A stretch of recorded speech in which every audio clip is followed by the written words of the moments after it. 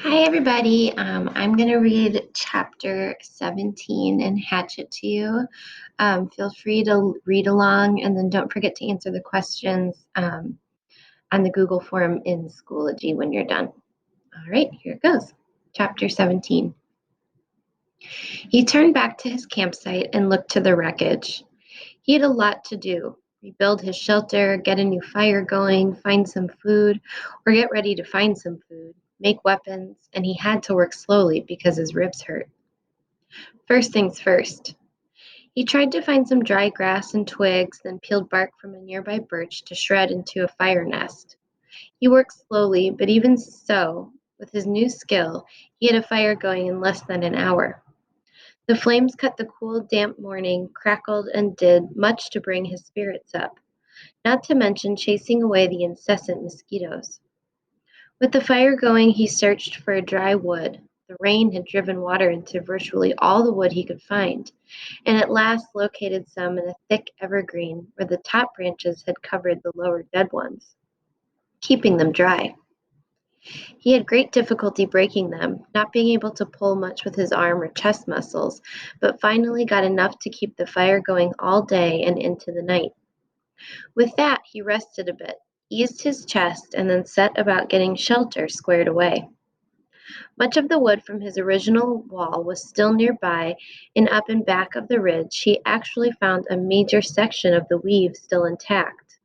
The wind had torn it out, lifted it, and had thrown it to the top of the ridge, and Brian felt lucky once more that he had not been killed or more seriously injured, which would have been the same.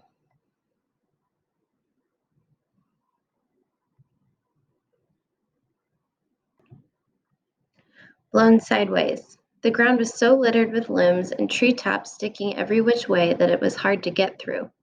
He pulled enough thick limbs in for a bed, green and spicy, with the new broken sap smell, and by evening he was exhausted, hungry, and hurting. But he had something close to a place to live again, a place to be. Tomorrow, he thought as he lay back in the darkness, tomorrow maybe the fish would be back and he would make a spear and a new bow and get some food. Tomorrow he would find food and refine the camp and bring things back to sanity from one completely insane day. He faced the fire. Curving his body, he rested his head on his arm and began to sleep when a picture came into his head. The tail of the plane sticking out of the water. There it was, the tail sticking up the plane, and inside the plane, near the tail somewhere, was a survival pack. It must have survived the crash because the plane's main body was still intact. That was the picture. The tail sticking up and the survival pack inside. Right there in his mind as he dozed. His eyes snapped open.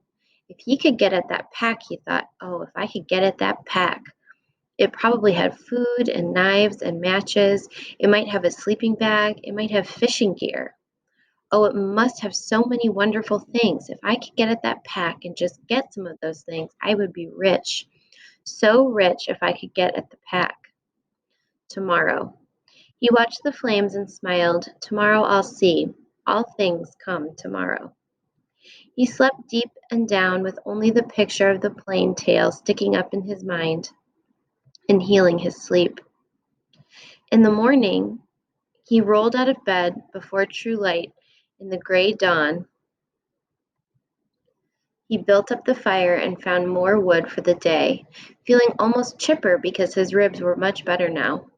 With camp ready for the day, he looked to the lake. Part of him half expected the plain tail to be gone, sunk back into the depths, but he saw that it was still there, didn't seem to have moved at all. He looked down at his feet and saw there were some fish in his pen, looking for tiny bits of bait still left from before the wind came. He fought impatience to get on the plane project and remember what he had learned. First food, because food made strength. First food, then thought, then action. There were fish at hand here, and he might not be able to get anything from the plane. That was all a dream. The fish were real, and his stomach, even his new shrunken stomach, was sending signals that it was savagely empty. He made a fish spear with 2 points. not peeling the bark all the way back, but just working on all the pointed ends.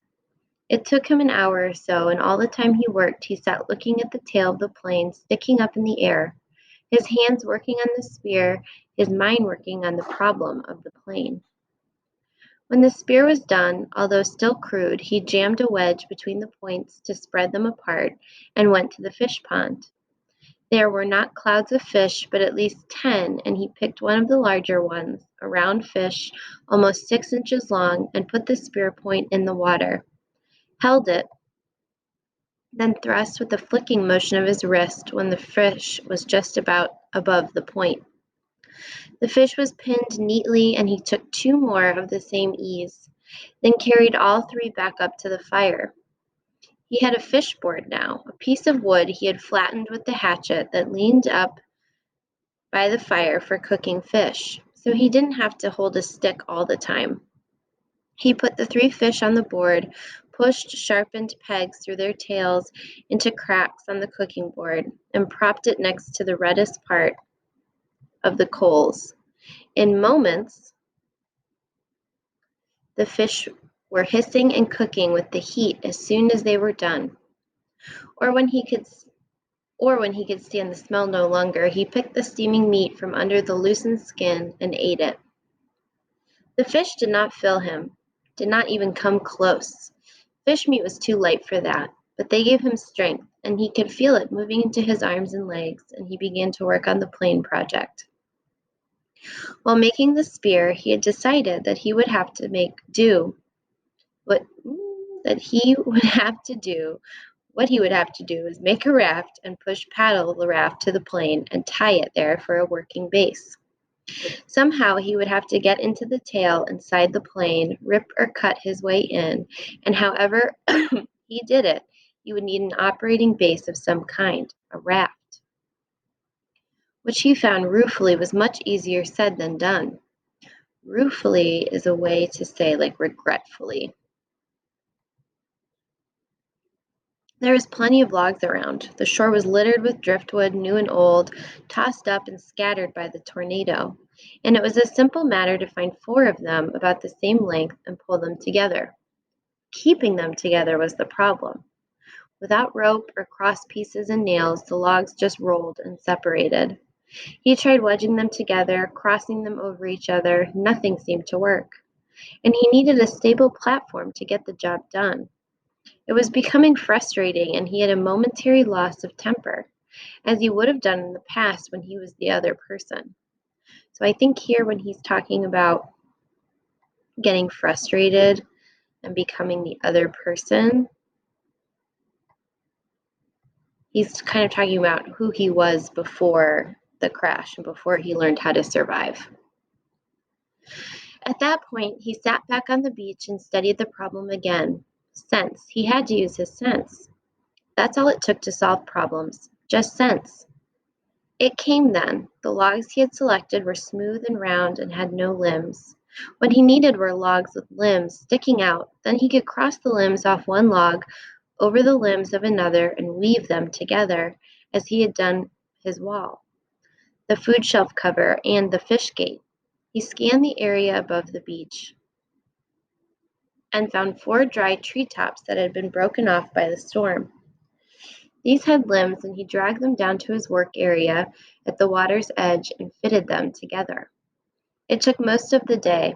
The limbs were cluttered and stuck any which way, and he would have to cut one to make another fit. Then cut one from another log to come back to the first one, then still another from the 3rd log would have to be pulled in.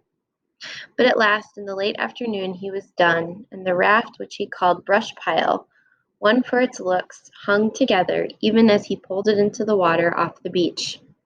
It floated well, if low in the water, and in the excitement he started for the plane. He could not stand on it, but he would have to swim alongside. He was out to the chest-deep depth when he realized he had no way to keep the raft at the plane. He needed some way to tie it in place so he could work from it. And for a moment he was stymied. Stymied means like stumped. Like all of his zest, his energy, he was stumped. He was frustrated. He had no rope, only the bowstring and the other cut shoestring in his tennis shoes, which were by now looking close to dead, his toes showing at the tops. Then he remembered his windbreaker, and he found the tattered part he used for an arrow pouch. He tore it into narrow strips and tied them together to make a rope or tie down about 4 feet long. It wasn't strong. He couldn't use it to pull a Tarzan and swing from a tree, but it should hold the raft to the plane. Once more he slid the raft off the beach and out into the water until he was chest deep. He had left his tennis shoes in the shelter, and when he felt the sand turn to mud between his toes, he kicked off the bottom and began to swim. Pushing the raft, he figured, was about like trying to push an aircraft carrier. All the branches that stuck down into the water dragged and pulled the logs themselves, fought any forward motion, and he hadn't gone 20 feet when he realized that it was going to be much harder than he thought to get the raft to the plane. It barely moved, and if he kept going this way, he would just about reach the plane at dark. He decided to turn back again, spend the night, and start early in the morning, and when he pulled the raft once more onto the sand and wiped scraped it dry with his hand. Patience. He was better now, but impatience still grounded him, bit by bit, so he sat at the edge of the fish pond with the new spear and took 3 more fish, cooked them up and ate them, which helped to pass the time until dark. He also dragged in more wood, endless wood, and then relaxed and watched the sun set over the trees in the back of the ridge. West, he thought.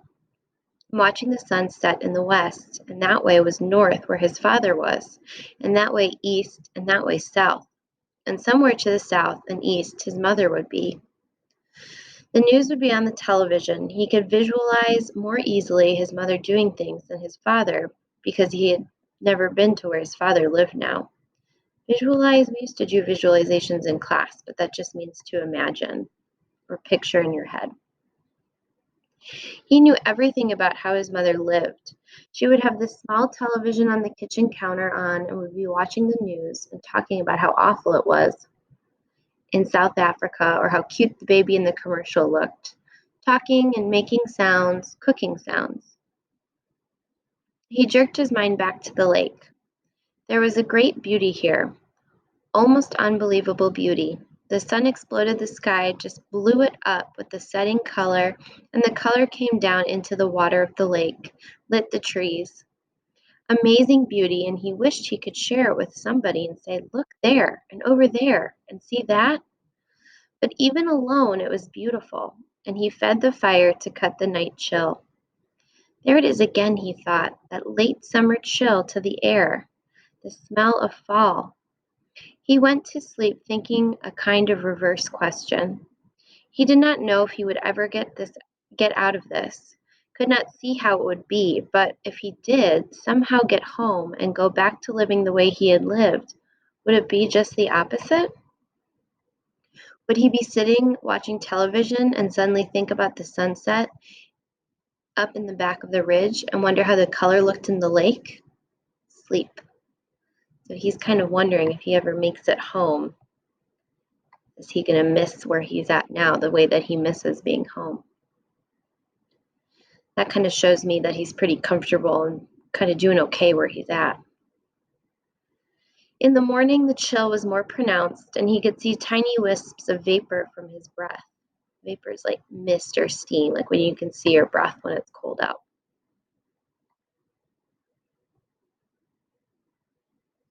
He threw wood on the fire and blew on till it flamed, then banked the flames to last and went down to the lake.